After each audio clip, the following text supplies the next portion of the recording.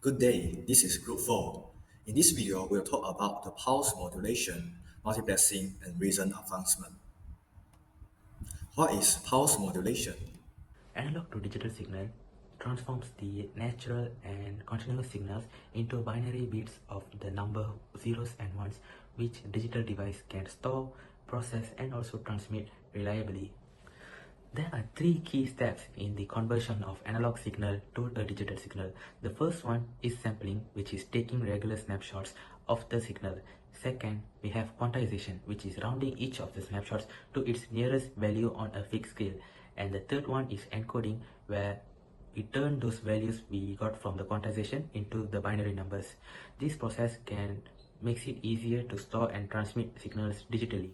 In analog signal, it is continuous in time, and it is necessary to convert this into a flow of digital value. Therefore, it requires to redefine the rate at which the new digital values are sampled from the analog signal, and the rate of the new value is called the sampling rate or the sampling frequency (fs) of the converter. And the Ts, you can see is the second and the third interval is the sampling interval, and the Fs is equal to 1 over Ts, equal to the sampling frequency in the unit of hertz. The way of an ADC operate is by sampling the input value at a discrete interval in time. So the Nyquist theorem states that the Fs must be greater or equal to 2f maximums. And if the Fs is less than 2f maximums, an aliasing error will occur.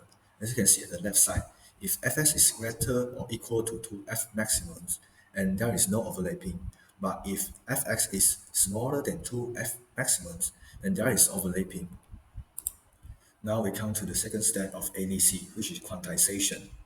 The amplitude of the sample signal is represented by the number of bit n. And after the ADC, the amplitude of the sample signal is no longer continuous. It is quantized into discrete level. We can calculate by L equal to 2 to the power of n. And the bit rate we can calculate by FB equal to n multiplied with Fx. For example, 3 bit of ADC is used, so n equal to 3, and the quantization levels is equal to add levels, and the bit rate we can calculate equal to FB equal to 3Fx. At the same time, is also equal to 6F maximum by substitute Fx equal to 2F maximum. The final step of ADC is encoding. We change it into a binary bit. As you can see here, the first one is 000, second one is 001, the third one also 001, the fourth one is 010. Then the signal can be transformed into the digital value. Next, we have AXE10, which is a powerful electronic exchange system in the AXE family. It uses technologies like pulse code modulation and also time division multiplexing to organize and route all these calls and data. Okay, we can imagine AXE10 as a train station. The PCM packs all the signals into the compartments like a luggage organized for a trip, and then the TDM assigns specific time slots for each signal, like scheduled boarding times for the passenger. With AXE10, it manages the overall organization, ensuring the data or calls, which is assumed as the train, runs on schedule and reaches its destination correctly. So, what is the multiplexing?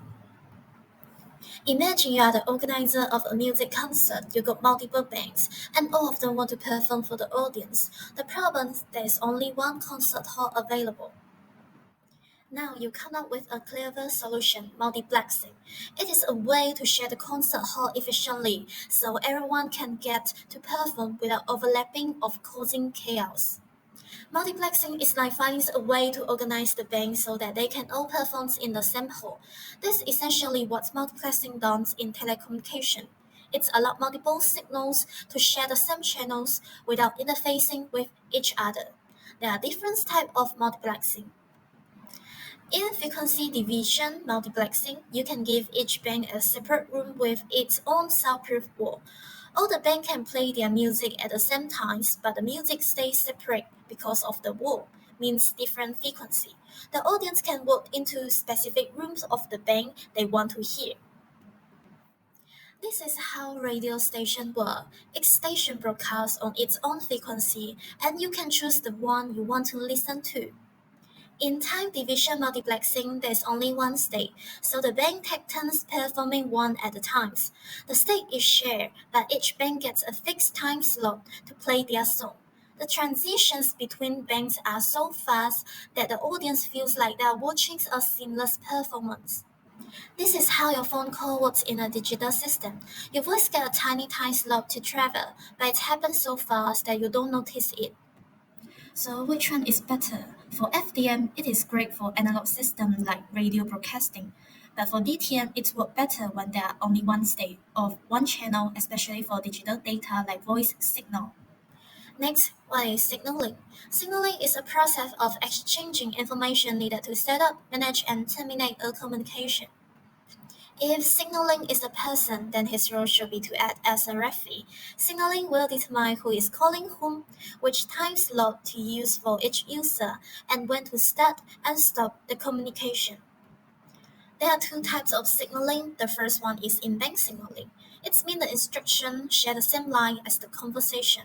In in-bank signaling, the referee is on the same field as the player. They shout instructions like stop, stop, or time's up during the game. However, it might distract or mix with the game itself. The in-bank signaling works well with analog and some digital systems, but takes up parts of communication channel. The second one is out-of-bank signaling. It means the instruction use a separate line to stay out of the main conversation. In out-of-bank signaling, the referee has their own private microphones and speaker system separate from the player. They give instruction quietly without interrupting the game. The out-of-bank signaling is faster and more secure, but require a separate channels, which can increase the complexity. So the recently advancement that I'm going to share to you guys is 5G. So let me tell you what is 5G. 5G is the fifth generation wireless. It is the latest iteration of cellular technology after 4G. It's ideal for telecommunication, IoT device, and most important is this 5G network can operate in three frequency bands, which is low, medium, and high. And the 5G network can allow speed up until 20 times faster than 4G. Wow, it's very fast. And it greatly increases the speed and the bandwidth of wireless. So you can see the detail of this low, medium, high on this beside table. 5G actually is very related to our recently advancement of our topic. Why? Because this 5G originally have the modulation that named with orthogonal frequency division multiplexing or FDM, and this OFDM actually is combined both our aspect, which is power modulation and multiplexing. So this OFDM is primarily scheme used in the 5G new radio, and it divides higher rate data signal into the multiple lower rate subcarrier. So what are the benefits and impact towards society with the presence of 5G? So 5G actually decrease our latency of using this network and increase our speed, so less lagging time. And first, the web app it will become more robust and feature rich such as Netflix, Spotify, Amazon, and also cloud. These are the apps that become more advanced. And this also will let our user enjoy the faster speed, so it is a good experience in using the internet. So in the same time, you also enhance in the business development that using the internet, and this 5G also modernize our cultural and lastly improve our quality of life. Here are the misconceptions of 5G in terms of health, safety, legal, and cultural issue. So firstly, people will think that 5G is a health risk. They think that 5G is a radio wave that can harm our health. But actually, this kind of radiation is harmless, it's non-ionizing, and it won't affect our health. Second, a misconception will appear when they think that 5G mast is dangerous. But for information, 5G mast is a base station. It only transmits and receives the radio wave, and this radio wave is exposed low in our privacy. Third, 5G networks are not reliable and secure, but for your information, 5G actually has established the legal and regulator measure by the EU recommendation. Lastly, 5G signal bring cultural fear to our public because this misconception will appear because our public lack of understanding about the 5G technology.